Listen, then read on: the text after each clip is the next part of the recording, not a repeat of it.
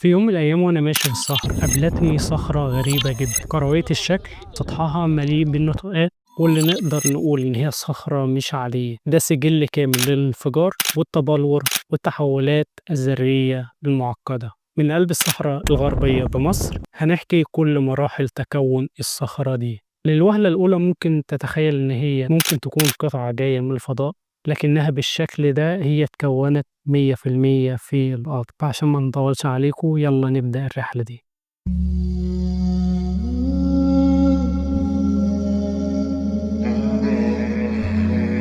القصة بدأت من ملايين السنين لما حصل انفجار عنيف جدا من نوع بلينيان إيروبشن. الصهارة كانت فيها نسبة كبيرة جدا من السيليكا واللي تتعدى 65%، وكل ما تزيد نسبة السيليكا في الصهارة كل ما تزيد لزوجة الصهارة اللي هي الماجما أو الحمم البركانية. وطبعا ما نقدرش ننسى النسبة المحترمة جدا من الغازات اللي كانت موجودة في الصهارة زي بخار الماء، ثاني أكسيد الكربون، ثاني أكسيد الكبريت.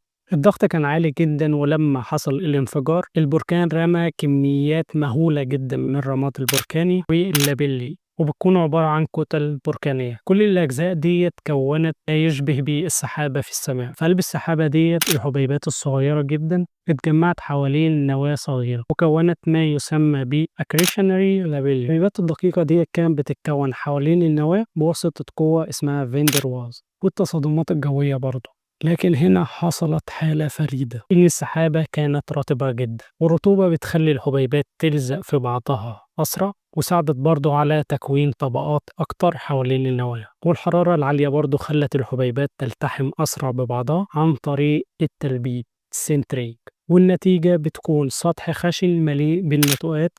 لكن النتوءات ديت مش عشوائية، دي بقى هي مراحل التراكم اللي حصلت بشكل أسرع وبكمية أكتر. لو دخلنا جوه العينة دي اكتشفنا ذرتها، فهي بتتكون من الأساس من السيليكا وأكسيد الحديد الثنائي والثلاثي وأكسيد الألومنيوم، مع طبعا نسب من الصوديوم والبوتاسيوم مغنيسيوم كالسيوم.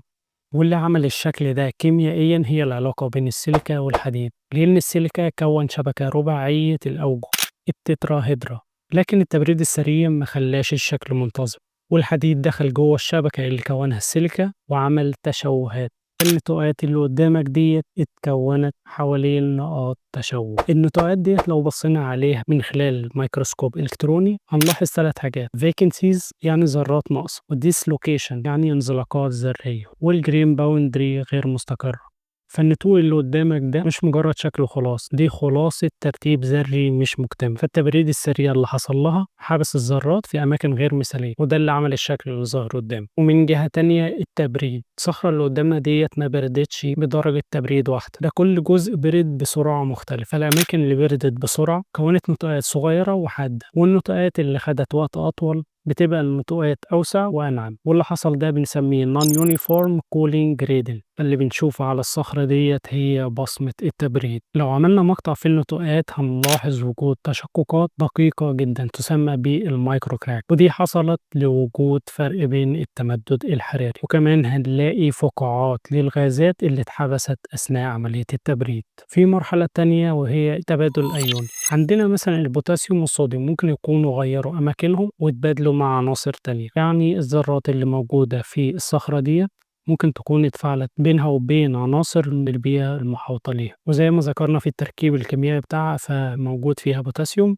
وبما ان البوتاسيوم هو اضعف الذرات فاكيد خرج واستبدل بعنصر تاني، ما ادى ان هو ساب فراغ مكان، وده سبب في تكون النتوءات. في حاجة تانية لكن تأثيرها ما بيكونش قوي جدا، اللي يسمى بالهيدروسيلمال التريشن. والعملية دي بتحصل لو تعرضت الصخرة أثناء تكوينها للمياه الساخنة. فممكن النتوءات ديت تكون فقدت شوية كالسيوم أو مغنيسيوم بسبب العملية دي، لكن نسبة السيليكا العالية خلتها تقاوم التآكل وتفضل بالشكل ده مع مرور الزمن. لو خدنا العينة دي المعمل وجربنا عليها عملية النانو انديتيشن وبدأنا التكسير فيه، لأن النتوءات أكثر صلابة من الأجزاء اللي حواليها. وده يرجع لعملية التبريد، لأن النتوءات اتجمدت في وقت أسرع، فده بيخلي البلورات اللي جواها حجمها أقل ومفيش مسافات فبتكون مضغوطة. أما اللي خدت وقت أطول فبتكون البلورات فيها كبيرة وبينها مسافات، يعني صلابة أقل. خلينا نكون عارفين إن الذرات اللي كونت النتوءات دي كانت بتمشي وبتتحرك بشكل سريع وبتدور على الاستقرار، لكن بسبب التبريد السريع جمدت الذرات دي في أماكن عشوائية.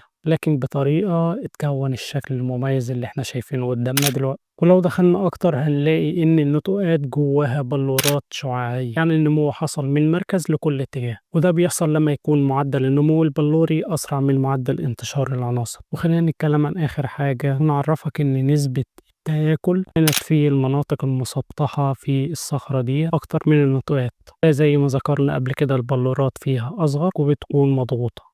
ده غير نسبة السيليكا، غير نسبة الحديد اللي موجودة في النتوءات واللي اتأكسدت، فتقدر تقول إن هي كونت طبقة عازلة. وفي آخر الحلقة نحب نذكركم بالسبونسر بتاعنا هو ميتانكس، وده الموقع اللي هتلاقي عليه البحث بتاع الصخرة دي، وهتلاقي عليه أبحاث لأكتر من صخرة. فلو حابب تفصيل أكتر عن الموضوع ده وتحب تشوف المصادر هتلاقيها على ميتانكس، اللي هتلاقي اللينك بتاعه في التعليقات. ولو حبيت نوع المحتوى ده فما تنساش الاشتراك. سلام.